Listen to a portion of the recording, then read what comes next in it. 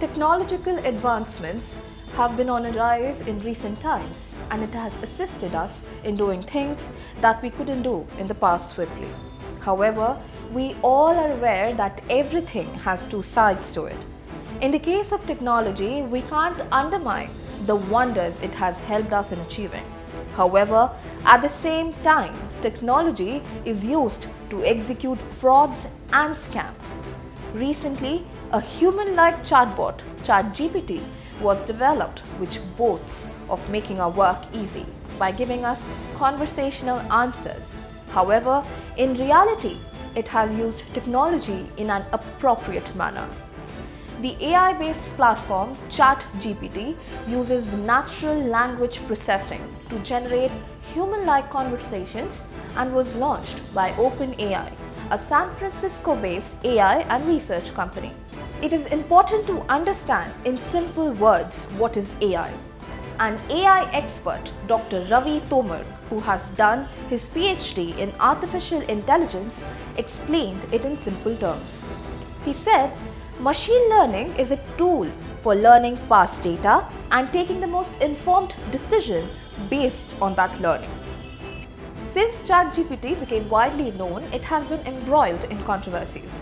A recent controversy surrounding the AI platform is that it is Hinduphobic, as it produces harmful content about Hinduism as opposed to other faiths. In other words, it can be said that the chatbot very well knows who to not write jokes on. For instance, if you ask the chatbot to tell jokes about Hindu deities such as Krishna or Shiva, they give out a long answer with 4 to 5 jokes. However, if inquired jokes on Jesus or Prophet Muhammad, they reply that making jokes about religious figures is inappropriate. Speaking about the biasness of the AI app chatbot and the probable solution, Dr. Ravi was of the view fixing the biasness in the data set and retraining GPT. However, the problem can exist in many dimensions and are infinite. It could be religious, racist, gender-based, and so on and on forth. Hence, the best solution could be that for every bias that we recognize, we create a language model or another neutral network. He further added, the reason I find this solution more effective than retraining GPT is that biasness are of infinite types and exist in hundreds of languages. It's practically impossible to detect all of them, and also it's a bit monolithic in nature.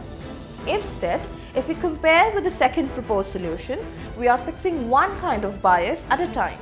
We identify, we train a model, add a filter, and be confident that kind of bias doesn't exist now.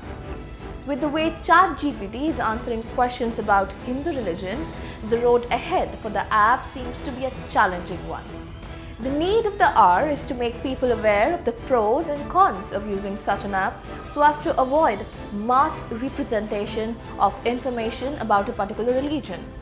Therefore, using the machine tool is good, but at the same time it is important for each individual to keep their thinking hats on and use the jurisdictions to assess what is right.